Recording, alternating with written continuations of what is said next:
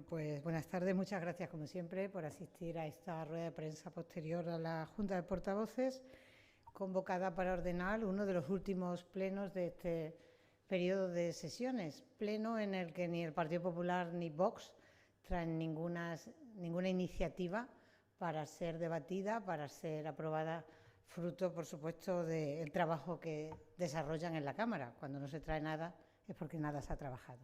En cambio, los socialistas sí traemos iniciativas y queremos destacar alguna de ellas. En primer lugar, la pregunta a la presidenta versará sobre vivienda. Un asunto que el Partido Popular, el Gobierno de la señora Guardiola, empezó negando esta legislatura el problema de la vivienda y como ha estado 2 años negando el problema, ha estado 2 años sin hacer nada para solucionar el problema de la vivienda. Si un problema no existe, no es necesario buscar ninguna solución. Después de negar el problema, decidió cambiar la estrategia y empezó a culpabilizar al Gobierno de España con la Ley de Vivienda, una ley de la que se declaró insumisa y, por tanto, no cumplió en ninguno de sus aspectos. Sin embargo, las consecuencias de no cumplir esa Ley de Vivienda la pagamos todos y todas los extremeños y las extremeñas. Y en Extremadura la vivienda sube más que en el resto de España y en la ciudad de Cáceres en concreto los alquileres han subido en el último año un 14%. Las rebajas fiscales a los más privilegiados, esa receta que presentaron para arreglar el problema de la vivienda, ha fracasado y hoy en Extremadura ni viene más gente a vivir ni tenemos más vivienda disponible para el resto de los ciudadanos. La consecuencia, y lo que más nos preocupa, es que el acceso a la vivienda es cada vez más complicado para las clases medias y también para nuestros jóvenes. Además de no buscar soluciones, además de no querer aplicar la Ley de Vivienda del Gobierno de España, pues además se ha negado ni siquiera a debatir acerca de la Ley de Vivienda que ha presentado el Partido Socialista como alternativa a la situación actual, vetándola con argumentos absolutamente pueriles. Eso sí, al próximo pleno van a traer un decreto ley que pretende solucionar los problemas de la vivienda. Un decreto ley que no sabemos si lo tienen pactado, si lo tienen acordado con Vox o no lo tienen acordado. Nosotros fuimos llamados a una reunión para explicarnos los aspectos fundamentales de este decreto, un decreto que trata sobre temas tan dispares como, en primer lugar, una modificación puntual de la ley agraria, como, en segundo lugar, aspectos relacionados con la función pública y con los derechos de los empleados públicos y, en tercer lugar, trae aspectos relacionados también con la normativa urbanística.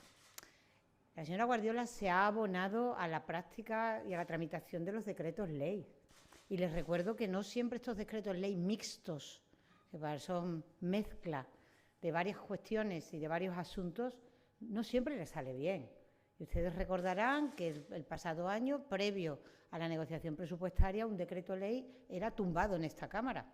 Luego el decreto ley se salvó por parte de Vox, de la extrema derecha, pues para intentar tapar el fracaso de la negociación presupuestaria. Desconocemos, como he dicho al principio, si tienen atado este decreto ley mixto con Vox. Lo que sí sabemos es que la señora Guardiola, cuando quiere, tramita leyes. Y así lo ha hecho con la Ley de Concordia. Por cierto, en la jornada de hoy y la de mañana y la del próximo viernes se están llevando a cabo las comparecencias de esta vergonzosa Ley de Concordia. Bueno, pues nosotros en el decreto ley vemos que tiene algunos aspectos que podrían ser positivos y que nosotros también defendemos, como la simplificación administrativa, como la reducción de plazos. Pero también queremos denunciar que tiene cuestiones muy preocupantes, como por ejemplo transformar todo el suelo de uso terciario de los municipios para poder construir libremente vivienda. Esto nos suena a burbuja inmobiliaria, nos suena a fracaso, nos suena a la crisis del 2008, nos suena, por tanto, a recetas fracasadas. O como también la inclusión de las entidades de certificación urbanística, una privatización encubierta de este servicio. O, por ejemplo, sustituir las licencias de primera ocupación por declaraciones responsables, comprometiendo los medios y comprometiendo a los propios ayuntamientos extremeños. Nosotros estamos estudiando este decreto ley.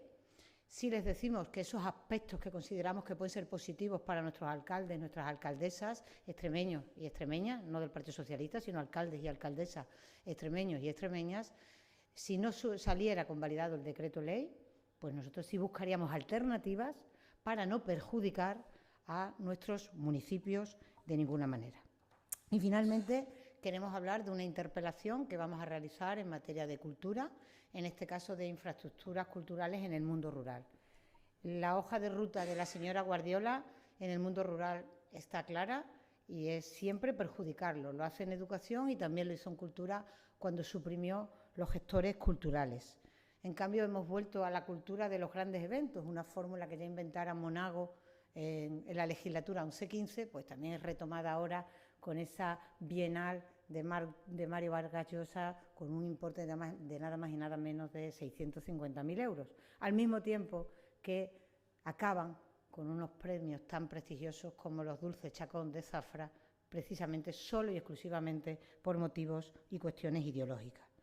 La consejera está claro que desconoce el mundo de la cultura, pero aquel mundo del que decía presumir, que era el del turismo, pues parece ser, a tenor de los últimos acontecimientos, que tampoco es capaz de encontrar a directores generales solventes que sean decentes y que defiendan uno de los sectores más importantes en la economía de Extremadura, que es el turismo. La semana pasada asistimos con perplejidad a ese cese del director general en diferido, del que no quiso hablar la portavoz del Gobierno en la reseña del Consejo de Gobierno y del que nos enteramos a través del Diario Oficial de Extremadura, conociendo con posterioridad que el individuo había estado implicado en peleas y en más asuntos que aún parece que no han trascendido. Nosotros sabemos que esta consejera, la consejera de Cultura, ni sabe de cultura ni se dedica a la cultura, pero lo más preocupante es que del sector que decía ser experta, que es el turismo, parece ser que tampoco es capaz de encontrar ni directivos eficaces ni es capaz de buscar soluciones al sector del turismo. Muchas gracias.